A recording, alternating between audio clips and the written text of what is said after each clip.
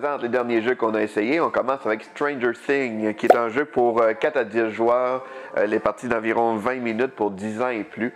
C'est un jeu d'élimination avec un peu un rôle caché. En fait, il y a comme deux rôles. C'est soit qu'on est possédé ou qu'on est sain. Dans les deux cas, on peut gagner. Là. Un n'empêche pas l'autre, mais si on est dans le camp des possédés, on va essayer de faire éliminer les personnes qu'on croit saines, parce que c'est des rôles cachés, on ne sait pas vraiment qui est sain, qui est possédé, mais il y a des indices pour nous aider à le découvrir. Donc c'est un jeu quand même assez dynamique, c'est super simple en fait.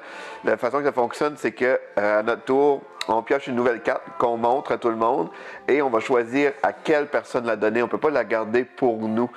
Les cartes flageoleurs mentales, c'est des cartes qui vont nous aider ou nous nuire en fait là, pour devenir possédés. Si jamais on a 3 cartes dans notre main, flagelleur mental, on devient possédé. Puis une fois qu'on est possédé, on ne peut plus se guérir, on reste possédé pour le reste de la partie. Mais avant de devenir possédé, si on a seulement qu'une ou deux cartes, ben, on va pouvoir avoir des cartes comme, mettons, les cartes souvenirs. Ça permet d'annuler une carte flagelleur dans notre main. Il va y avoir des cartes dommages aussi, que c'est des vélos endommagés, là, en fait. Là. Ça, c'est des coups durs. Puis ça, ben, on va pouvoir les réparer aussi avec des coups de pouce. Dans les deux cas, qu'on soit possédé au sein, si jamais on a 3 coups durs, ben, on est éliminé de la manche. Et on joue comme ça jusqu'à temps qu'on arrive au dernier événement. Fait qu'il y a des événements au travers de la pioche qui vont changer un petit peu les actions. Donc, c'est très simple, mais c'est vraiment une belle dynamique là, en groupe, parce que comme je disais, c'est un jeu de 4 à 10 joueurs, fait que ça joue super bien. En fait, plus qu'on est, mieux que c'est. Là, à 10 joueurs, c'est encore mieux. Donc, c'est Stranger Things. On a aussi essayé Vélonimo, qui est le tout nouveau jeu de Bruno Catala. C'est un jeu pour 2 à 5 joueurs. Les parties entre 30 et 45 minutes. Et c'est pour 7 ans et plus. C'est un jeu de défausse, un petit jeu de cartes vraiment, vraiment simple. En fait, le premier joueur va mettre une carte. Comme ici, mettons, c'est un 4. Au prochain joueur, il doit mettre une carte de valeur supérieure à cette carte-là, peu importe la couleur, il faut à partir de 5 et plus. L'affaire, c'est que les cartes, ils ne dépassent pas 7 en chiffres. Et fait après ça, on va pouvoir faire des combinaisons de cartes. C'est soit que c'est des cartes de la même couleur ou soit que c'est le même chiffre, comme dans mon cas. Je pourrais décider de jouer mes 2 cartes ensemble ou à la place, je pourrais jouer le 1 et le 4 ensemble parce que c'est des cartes de la même couleur. Quand on fait des combinaisons, là, c'est plus tout à fait les chiffres, on fait une opération mathématique assez incroyable, c'est que chaque carte va valoir 10 points, plus on additionne la valeur la plus faible. Fait que dans ce cas-ci, j'ai 2 cartes, fait que ça me ferait 21 points, parce que c'est 10 points par carte, puis je prends la valeur la plus faible.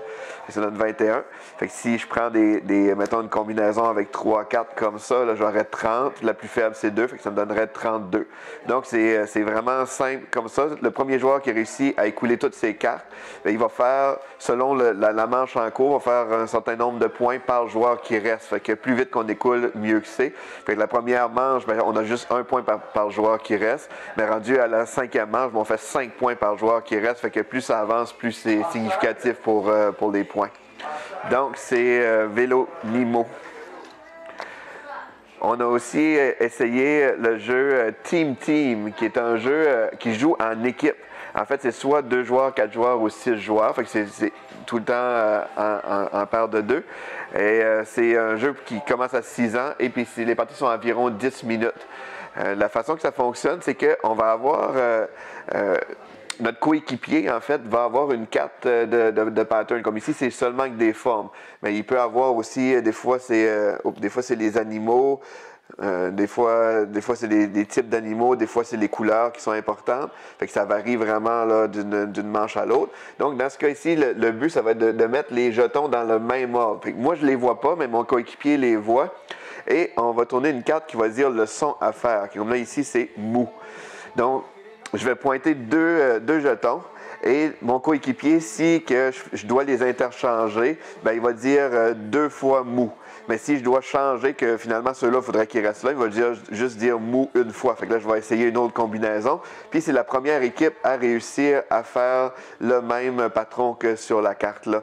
Donc c'est un jeu là, très, très dynamique, un peu chaotique. Ça se trouve être une version un peu plus enfant du jeu Tokyo Train, pour ceux qui le connaissent. C'est un autre petit jeu comme ça, de langage, là, avec des drôles de mots. C'est vraiment drôle, c'est très chaotique, bruyant, là, on avait beaucoup aimé. C'est vraiment le même principe de jeu, mais dans une version plus simple pour les enfants. Donc c'est Team Team. Lis le jeu.